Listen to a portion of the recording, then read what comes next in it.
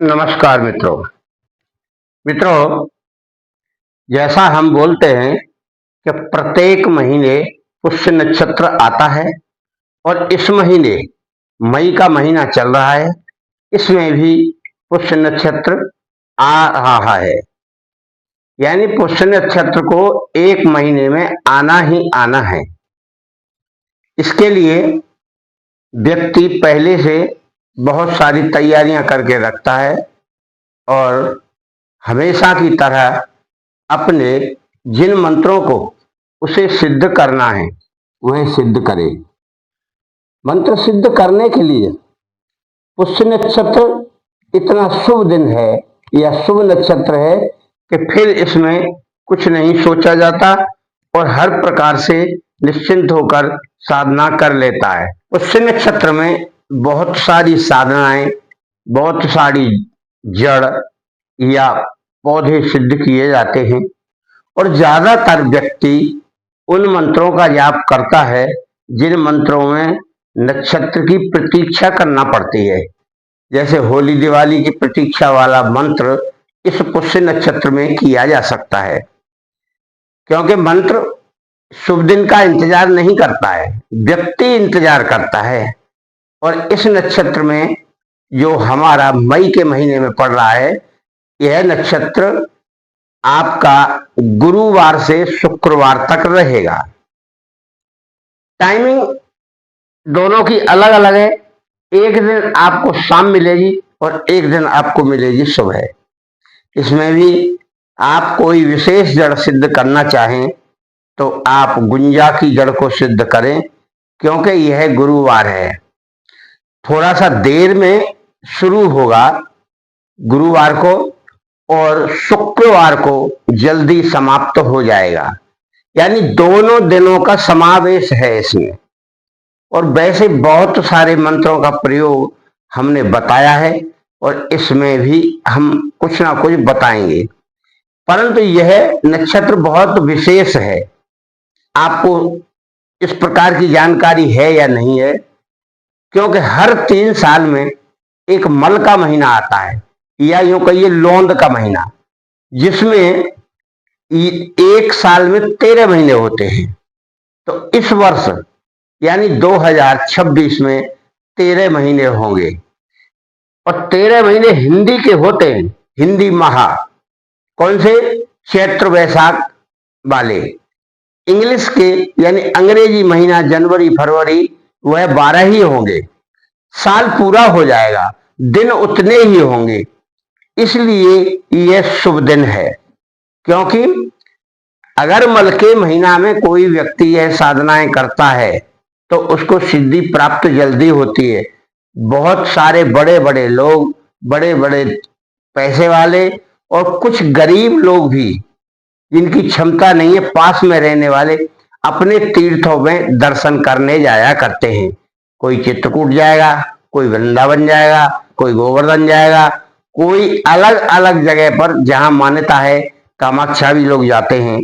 और ऐसे प्रकार से अपने मन को मोहने वाला यह दृश्य हो जाता है तीर्थों के लिए, जिसमें कहते हैं मल मास। तो मल मास में तीर्थ करने का विशेष योग रहता है और उसी मल मास में यानी 21 तारीख को गुरुवार को यह 9:36 से शुक्रवार को सुबह 8:22 तक यह नक्षत्र आपका रहेगा। इस नक्षत्र का विशेष योग है। तो जिन्हें शाम को अपनी सिद्धि करनी है कोई मंत्र की, तो वह शाम को करे, गुरुवार को, बृहस्पतिवार को। और जिन्हें सवेरे जड़ वगैरह लाना है वो सुबह लाकर उन्हें सिद्धि कर लें, क्योंकि सुबह 8:22 तक ही यह रहेगा और उसका प्रभाव भी तभी तक रहता है। सबसे अच्छा है कि आप कोई रात्रि की साधना करते हैं तो शाम को करें। शाम को 4, 5, 6 बजे से कभी करें। वैसे सूर्य छिपने के बाद करें तो अति उत्तम रहता है, संध्या की बेला में। और उससे पहले अगर आप करते हैं तो फिर शुक्रवार को करें। दोनों ही दिन अच्छा है, गुरुवार और शुक्रवार। कोई अपना मंत्र हो, गुप्त मंत्र हो, उसे रात्रि में करना हो वह करे। और यदि किसी व्यक्ति को कोई मंत्र की साधना करनी है तो रात्रि में कर ले वह, और उस दिन से शुरू करे। ज्यादातर 11,000 मंत्र किए जाते हैं, तो उस दिन से वह 11 माला का शुरू कर दे, 10 दिन में पूरा हो जाएगा। यानी सुबह करेगा शुक्रवार को तो 11 दिन कर ले। अगर बृहस्पतिवार को करता है तो 11 दिन कर ले। बृहस्पतिवार को करे तो 9:36 यानी 10 बजे करे, क्योंकि उस समय ही यह नक्षत्र होगा, तब तक पूरी जानकारी कर ले। मित्रों, कोई भी जानकारी चाहिए तो हमारे इस नंबर पर, हमारा चैनल मिशन धर्मा है, आप संपर्क कर सकते हैं। और हमारा नंबर है 9506223236। क्योंकि पुष्य नक्षत्र की जानकारी हर किसी को चाहिए, और जो व्यक्ति गुरु दीक्षा लेना चाहता है वह हमसे संपर्क करके गुरु मंत्र पहले ले ले, क्योंकि उस दिन का इंतजार ना करे।